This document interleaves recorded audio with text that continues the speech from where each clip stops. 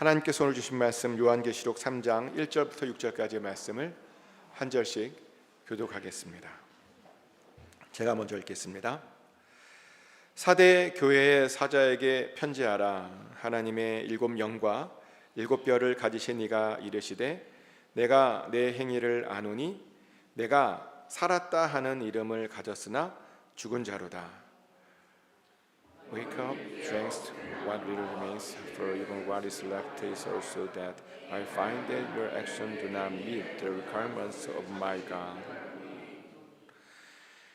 그러므로 내가 어떻게 받았으며 어떻게 들었는지 생각하고 지켜 회개하라. 만일 깨지 아니하면 내가 도둑같이 이르리니 어느 때에 내가 내게 이르는지 내가 알지 못하리라. There are some in the church in the Sardis who have not soldiered very close with evil. They will work with me in white, for they are worthy. 이기는 자는 이와 같이 흰 옷을 입을 것이요 내가 그 이름을 생명책에서 결코 지우지 아니하고 그 이름을 내 아버지 앞과 그의 천사들 앞에서 시인하리라. Anyone who will be able to hear must listen to the Spirit and understand what he is saying to the church. Amen. Please be seated. 하나님의 평안이 여러분 심령 가운데 함께 하시기를 예수 그리스도 이름으로 축복합니다. 저는 과학을 전공했죠. 그런데 많은 이들이 과학을 전공하면 모든 과학을 다 잘할 것이다 라고 하는 그런 오해를 합니다. 피직스를 했으니까 바이올로지도 잘할 수 있을 것 아니냐 그런 말을 합니다. 그런데 저는요 바이올로지 잘 모릅니다. 물론 일반 사람들보다 조금 더 잘 알아요. 근데 전공을 하는 사람들만큼은 잘 알지 못합니다. 근데도 저에게 그럼에도 불구하고 꼭 바이올로지를 물어보시는 분들이 있어요. 그래서 결국은요 제가 바이올로지를 혼자 따로 공부해야 했습니다. 물어보시는 분들에게 실망시켜 드리고 싶지 않아서 그렇게 바이올로지를 따로 저 혼자 공부했던 적이 있습니다. 근데 바이올로지를 공부하면요 제일 먼저 배우는 것이 뭐냐면 살아있다라고 하는 것의 정의입니다. 바이올로지에 따르면 살아있는 생물들은요 모두 이 5가지 조건을 만족하고 있답니다. 어떤 조건이냐면 일단 첫 번째로요 성장할 수 있어야 된대요. 그리고 두 번째로 숨을 쉬고 음식도 좀 먹고 소화도 해야 한답니다. 또 외부나 내부가요 움직일 수 있어야 한대요. 그리고 네 번째로 재생산할 수 있어야 되고요. 그리고 다섯 번째로 외부에서 자극을 주면 그 자극에 반응할 수 있어야 한답니다. 이렇게요 5가지 조건이 맞아야 우리가 살아있다라고 말할 수 있는 것이랍니다. 실제로 우리 주변에서 살아있다라고 말하는 모든 것들은 이 5가지 조건을 만족하고 있는 거죠. 예를 들어서 식물을 보면 식물은 햇빛과 물과 양분을 이렇게 충분히 제대로 주면 아주 잘 자랍니다. 또 식물도요 호흡을 하죠. 또 겉으로는 가만히 있는 것처럼 보이지만 속 안에서는 끊임없이 움직입니다. 또 꽃을 통해서 번식도 하고요. 또 빛을 비추면 그 빛에 반응을 하기도 합니다. 이렇게 식물은 살아있는 생물의 모든 조건들을 만족하다 보니 우리가 살아있다라고 말하는 거죠. 하지만 로봇은 다르죠. 로봇도 움직일 수 있는데요. 하지만 재생산하지도 못하고 성장하지도 못하고 호흡도 하지 못합니다. 그래서 우리가 로봇은 죽어있다라고 말하는 거죠. 근데 흥미롭게도 오늘 본문에 따르면 사대교회가 죽어있다 라고 말합니다. 요한계시록 3장 1절 말씀이죠. 사대교회의 사자에게 편지하라.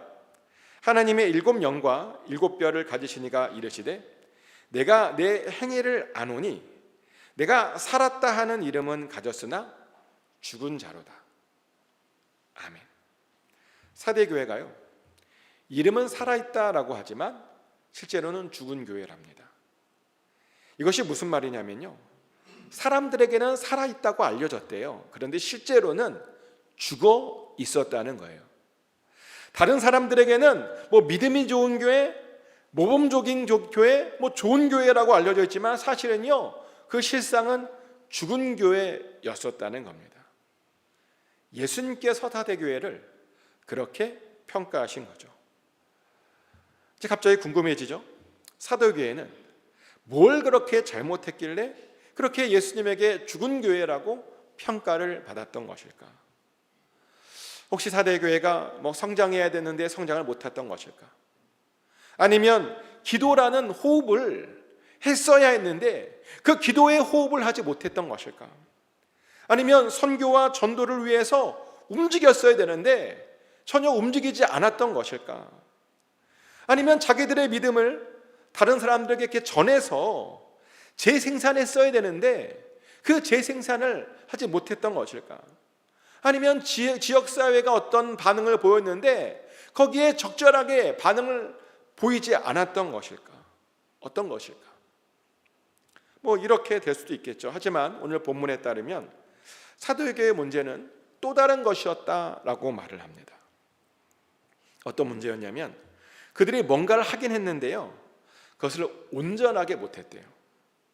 그래서 주님의 요구를요 만족시키지 못했답니다. 요한계시록 3장 2절 말씀이죠.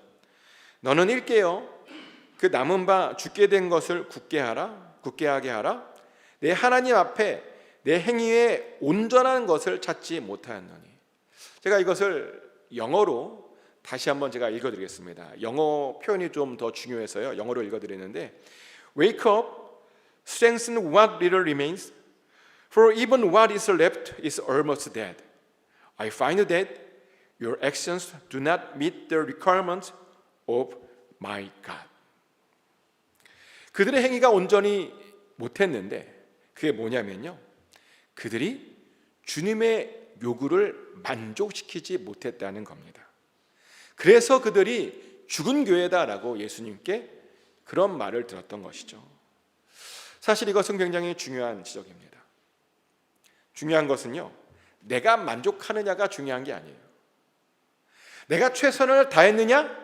이것도 전혀 중요한 것이 아닙니다. 우리의 주인이신 하나님께서 만족해야 됩니다. 그 모든 것들이요 하나님의 기준에 맞춰져야 된다는 겁니다.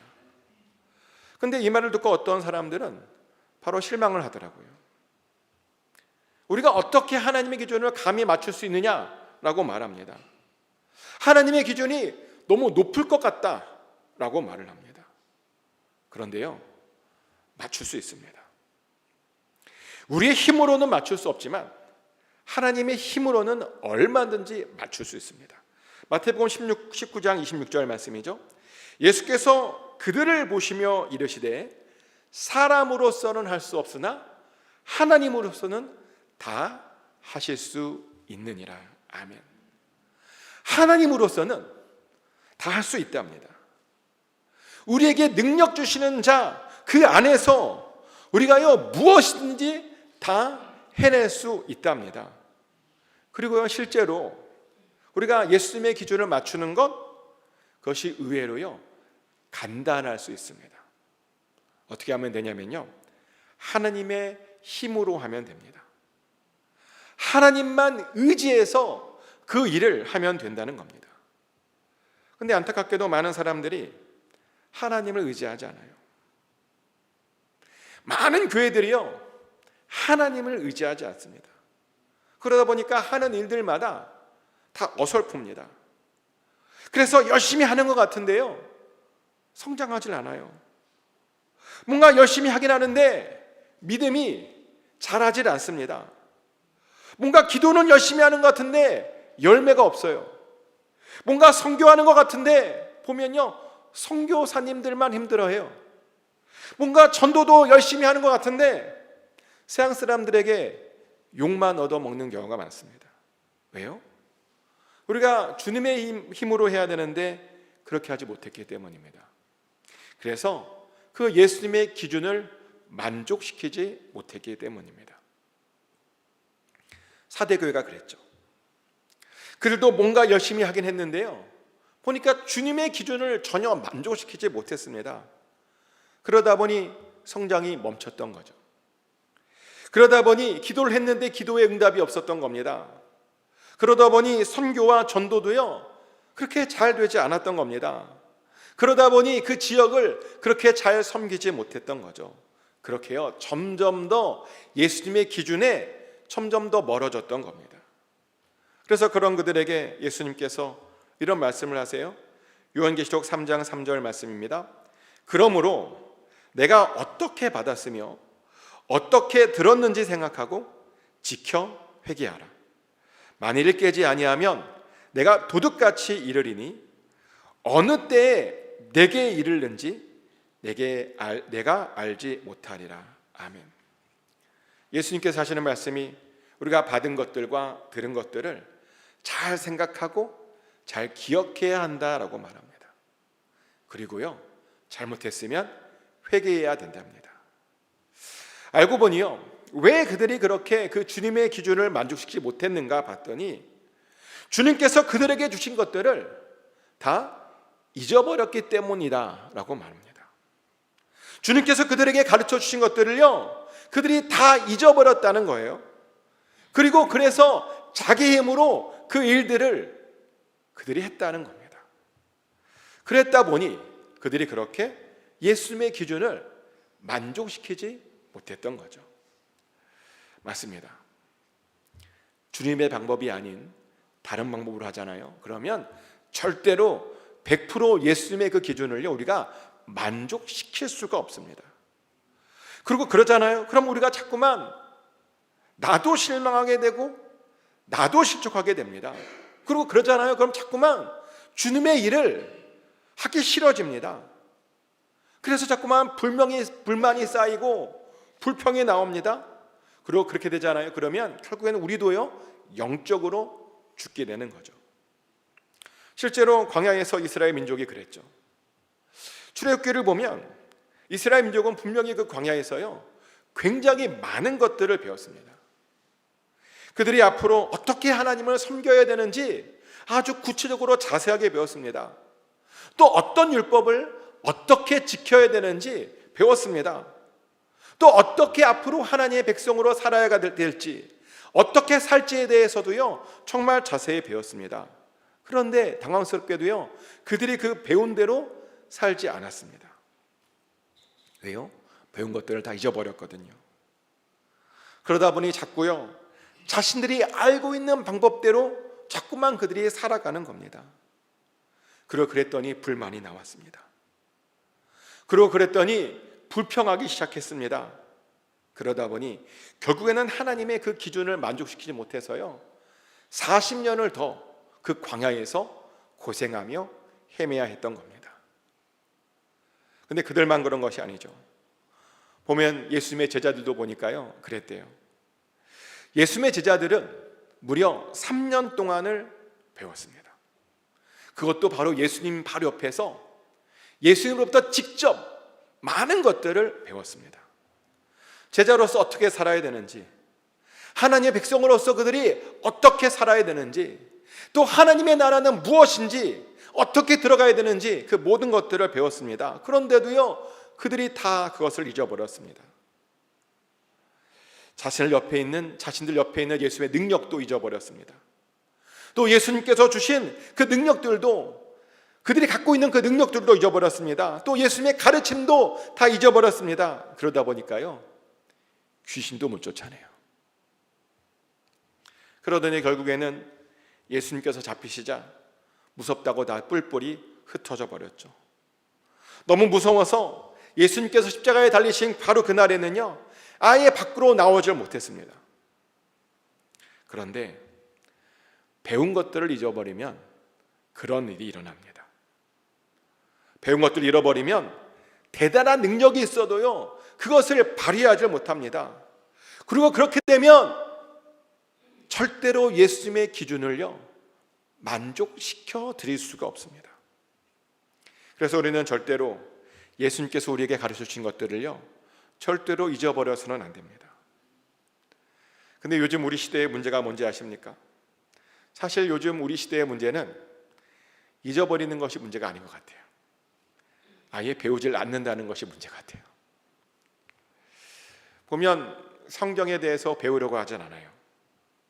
그냥 믿으면 되는 건 아니냐라고 말하는데요. 근데 그냥 믿어도 되는 것이라면 예수님께서 왜 제자들에게 굳이 3년 동안 데려다가 가르쳤겠습니까?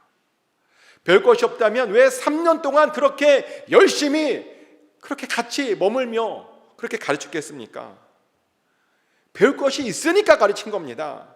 배워야 하는 것이 있으니까 그렇게 옆에 두고 3년 동안 열심히 가르쳤던 겁니다. 그래서 우리들도요, 열심히 배워야 합니다. 그래야 제대로 된 믿음을 가질 수 있습니다. 그리고 그래야 예수님의 기준을 우리가 만족시킬 수 있는 겁니다. 배우지 않잖아요. 그러면 절대로 무슨 일을 해도 예수님의 그 기준을 우리가 만족시켜 드릴 수가 없습니다. 근데 사도교회 교인들도요, 배웠대요. 근데 다 잊어버렸답니다. 그러다 보니 자기네 힘으로 뭔가를 하려고 했대요. 그랬다 보니 그들이 입고 있던 그 흰옷이요, 더러워지는 그런 지경이 되었답니다. 우리는요, 전부 구원받을 때 모두 흰옷을 입게 됩니다. 우리가 예수님을 우리의 주인으로 고백하는 순간 우리가 입고 있던 그 죄의 종의 그 더러운 옷을 벗어버리고 우리는 자녀의 옷인 아주 흰옷, 깨끗한 옷을 우리는 다 입게 됩니다. 그래서 우리는요, 그 옷을 입었으면 그 흰옷을 깨끗하게 잘 유지해야 할 그런 의무가 우리들에게 있습니다. 그런데요, 받은 것들을 다 잊어버려서 자기 멋대로 살잖아요. 그럼 기껏 갈아입었던 그 흰옷이 금방 더러워지게 되는 겁니다. 사실 이것을 우리가 종종 봐요. 가끔 핸디맨들이 일하시는 모습들 우리가 볼 때가 있잖아요. 그러면 이렇게 보면요, 굉장히 잘하는 핸디맨들은요, 어떠한 일들을 해도 옷을 더럽히지 않아요.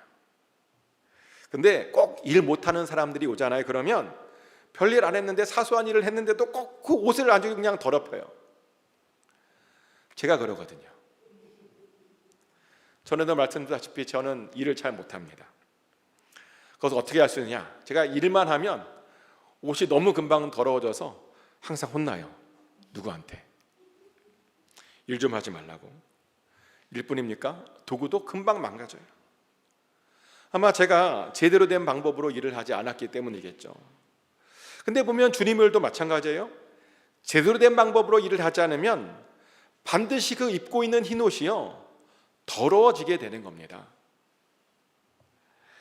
하지만 주님께서 가르치신 방법대로 하잖아요. 그러면 그 옷이요, 거꾸로 점점 더 희게 돼요. 그래서 성장하게 됩니다. 그래서 기도할 때마다 우리가 응답받게 되고요, 그래서 전도할 때마다 사람들이 구원받고요, 그리고 선교하면 그 선교하는 나라가 변화됩니다. 그리고 지역을 섬기잖아요. 그러면 그 지역이 우리가 변화되는 것을 우리가 봅니다. 그리고 그러면 우리가 예수님의 기준을 맞출 수 있는 거죠. 근데 안타깝게도 사대교회 교인들은 그 옷들은 뭔가 했는데 점점 옷이 더러워졌답니다. 왜요? 가르쳐준 대로 하지 않고 자기 멋대로 했기 때문이죠. 그래서 거의 죽어가는 교회가 된 겁니다. 근데 그래도 다행인 것은 뭐냐면 그 교회가 완전히 죽어버린 것이 아니라 그나마 아직 살아있었다는 거죠. 근데 왜 그나마 아직 살아있었냐? 그 이유가 있었는데요. 왜냐하면 그 교회 안에도 여전히 어떤 사람들은 깨끗한 옷을 입고 있었기 때문입니다. 그런데요, 그들마저 없었다면 그 교회는 정말 완전히 죽은 교회가 되었을 겁니다. 그렇게 많은 일을 하는 것처럼 보이는 교회였는데도요, 예수님 눈에는 완전히 죽어버린 그런 교회가 될 수 있었다는 겁니다. 그런데요, 죽어버린 교회, 죽은 교회란 뜻이 무슨 뜻인지 아십니까? 죽은 교회란 그 교회를 다니면 구원받을 수 없다는 뜻이에요. 죽은 교회란 그 교회에 다니는 모든 사람들의 이름이요, 생명책에서 지워져 버린다라고 하는 그런 뜻입니다. 구원받았는데 그 생명책에서 그 이름이 지워질 수 있느냐? 네, 얼마든지 지워질 수 있습니다. 실제로 성경에 보면 구원받았다가 그 이름이 지워진 사람들이요, 제법 됩니다. 분명 처음에는 분명히 그 이름이 생명책에 있었어요. 그런데 입고 있는 그 흰옷에 계속 뭔가를 묻히더니 결국 그 생명책에서 그 이름이 지어진 사람들이요, 성경에 나옵니다. 그 대표적인 인물이 누구죠? 사울 왕이잖아요. 사울 왕도 처음에는 얼마나 하나님을 경외했었는지 모릅니다. 심지어 사울 왕은요, 하나님의 영까지 받았습니다. 그래서 예언도 했습니다. 사람들이요, 사울 왕을 뭐라고 그랬냐면 선지자다라고 그런 말까지 했습니다. 근데 그랬던 그가 나중에 보면 변질돼요. 하나님께서 시킨 대로 해야 되는데 시키신 대로 하지 않고 자기 멋대로 했습니다. 그랬더니 결국에는 그 주변에요, 악신들이 막 꼬여요. 악신들이. 그런데요, 그렇게 악신이 꼬이면 그때라도 반성하고 회개해야 되는데, 그런데요, 못해요. 자기가 무엇을 잘못했는지, 무엇을 잊어버렸는지 찾고 회개했어야 되는데 못해요. 근데 그렇게 있으면 회개했어야 되는 겁니다. 반성했어야 됩니다. 근데 사울 왕은 그렇지 못했다는 거예요. 나중에 보면요, 그가 무슨 일도 하냐면 제사장도 죽이고 또 기름 부음 받은 다윗도 죽이려고 하죠. 그래서 어쩔 수 없이 하나님께서 그를 심판할 수밖에 없으셨습니다. 이렇게 사울 왕도요, 처음에는 분명히 그 이름이 생명책에 있었는데 나중에는 그 이름이 지워져 버렸습니다. 물론 어떤 사람들은 이 사울 왕이 당한 일을 보고 그가 아마 처음부터 그 생명책에 이름이 없었던 것 아니냐라고 말하기도 해요. 구원받을 자였으면 하나님께서 어떻게든 그를 보호해 주시고 구원시켜 주었을 것이다 라고 말을 하기도 합니다. 그런데요, 그렇게 생각하시는 분들은 오늘 우리가 읽었던 그 본문을 다시 보셔야 됩니다. 하나님께서 분명히 그 생명책에서 그 이름이 지어질 수 있다라고 이렇게 말씀하셨습니다. 요한복음 3장 5절 말씀이죠. 이기는 자는 이와 같이 흰옷을 입을 것이요 내가 그 이름을 생명책에서 결코 지우지 아니하고 내 이름을 내 아버지 앞과 그의 천사들 앞에서 시인하리라. 아멘. 흰옷을 입고 있으면 그 생명책에서 그 아버지 앞에서 그 이름을 절대로 지우지 않으시겠대요. 근데 이 말을 뒤집어 보면요, 흰옷을 입고 있지 않으면 그 이름을 지울 수도 있다는 그런 뜻입니다. 우리가요, 우리의 이름이 지어질 수 있다는 거예요. 그런데 우리들에게는 절대로 이런 일들이 일어나서는 안 됩니다. 우리의 이름이요, 계속 거기에 남아 있어야 됩니다. 남아 있어야 예수님께서 하나님과 천사들 앞에서 우리의 이름을 시인해 줄 수 있으시는 겁니다. 사실 예수님께서 이미 그런 이야기를 많이 하셨어요. 마태복음 7장 22절부터 23절까지 말씀인데요, 그날에 많은 사람이 나더러 이르되 주여 주여 우리가 주의 이름으로 선지자 노릇하며 주의 이름으로 귀신을 쫓아내며 주의 이름으로 많은 권능을 행하지 아니하였나이까 하리니 그때 내가 그들에게 밝게 말하되 내가 너희를 도무지 알지 못하니 불법을 행하는 자들아 내게서 떠나가라 하니라. 아멘.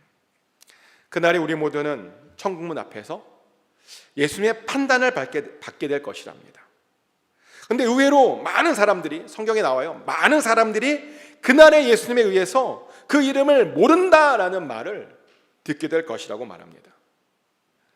아무리 선지자 노릇했어도 소용없대요. 아무리 주의 이름으로 귀신을 쫓아냈어도 절대로 소용없답니다. 아무리 주의 이름으로 큰 권능을 행했어도, 많은 권능을 행했어도 소용이 없대요. 예수님께서 가르쳐 주신 그대로 행동했어야 했답니다. 그래야 예수님께서 그 사람을 알아보고 그 이름을 인정해 줄 수 있었다는 겁니다. 그런데 어떤 사람들은요, 예수님의 이름을 빙자해서 자기 멋대로 행했답니다. 그래서 예수님께서 그런 사람들을 향해서 이런 말을 했잖아요. 불법을 행하는 자들아 내게서 떠나가라. 절대로 이런 말을 우리는 들어서는 안 됩니다. 그리고 그러려면 반드시 예수님의 방법대로 행동해야 됩니다. 그리고 그렇게 해서 그 흰옷을 깨끗하게 만들어야 합니다. 그래서 질문 드립니다. 예수님께서 가르쳐 주신 것들을 잘 기억하고 계십니까? 그래서 그거 그대로 행동하고 계십니까? 그래서 그렇게 예수님의 기준을 현재 맞추시고 계십니까? 혹시라도 그러지 못하다면 우리는 다시 예수님께서 가르쳐 주신 방법으로 되돌아가야 됩니다. 그래야 우리의 옷이요 계속 깨끗하게 남아있을 수 있는 겁니다. 그래야 예수님의 기준을 우리가 맞출 수 있는 겁니다. 그래야 나중에 예수님께서 우리들을요 알아보실 수 있는 겁니다. 축복하는 것은 꼭 하나님의 방법대로 사시길 축복합니다. 그래서 그날에 반드시 구원받고 칭찬받는 저와 여러분 되시기를 예수 그리스도 이름으로 축복합니다. 이 시간 다 같이 기도하기를 원하는데요, 첫 번째로 혹시 주님께서 가르쳐 주신 것 중에 내가 잊어버리고 있는 것이 있다면 다시 기억나게 해달라고 기도하십시오. 그리고 혹시라도 내 마음대로 행동한 것이 있다면 회개하겠다고 기도하십시오. 그리고 주님의 방법대로 해서 꼭 주님을 만족시키게 해달라고 그렇게 다 같이 기도하기 원합니다. 기도하겠습니다. 하나님, 혹시라도 그동안 하나님께서 우리에게 가르치신 것들을 잊어버려서 내 마음대로 행동한 것이 있다면 이 시간 회개합니다. 우리를 깨끗하게 하여 주시옵소서. 우리를 정결하게 하여 주시옵소서. 그래서 하나님, 우리의 우리가 입고 있는 이 흰옷을 항상 깨끗하게 유지하게 하여 주시고 더 깨끗한 그런 상태로 계속 나아가게 하여 주시옵소서. 그래서 예수님의 그 기준을 만족시킬 수 있기를 원합니다. 예수님께 칭찬받을 수 있기 원합니다. 예수님께 인정받을 수 있기 원합니다. 그래서 마침내 그날에 예수님께 인정받는, 그래서 예수님의 이름을, 우리의 이름을 예수님께 불림받은 그 일을 우리도 하나님 꼭 받을 수 있기 원하오니 아버지, 우리를 인도하여 주시옵소서. 우리를 불쌍히 여주시고 우리가 다시 한번 돌이키게 하여 주시고 하나님의 방법대로 살게 하여 주시옵소서. 하나님의 방법대로 반드시 행동하게 하여 주시옵소서. 하나님 아버지, 혹시라도 우리가 그동안 잘못됐던 것들이 있다면 다시 한번 고백하오니 우리를 깨끗하게 하여 주시고 돌이키게 하여 주시고 우리의 방법이 아닌 하나님의 방법대로 살아가게 하여 주시옵소서. 그래서 우리가 입고 있는 이 흰옷을 깨끗하게 잘 유지하게 하여 주시옵소서. 그래서 하나님, 죽어있는 자가 아니라 살아있는 자들이 될 수 있기 원합니다. 죽어있는 교회가 아니라 살아있는 교회가 될 수 있기 원합니다. 그래서 하나님의 일들을 잘 감당케 하여 주시옵소서. 감사드리며 예수 그리스도 이름으로 간절히 기도드렸습니다. 아멘.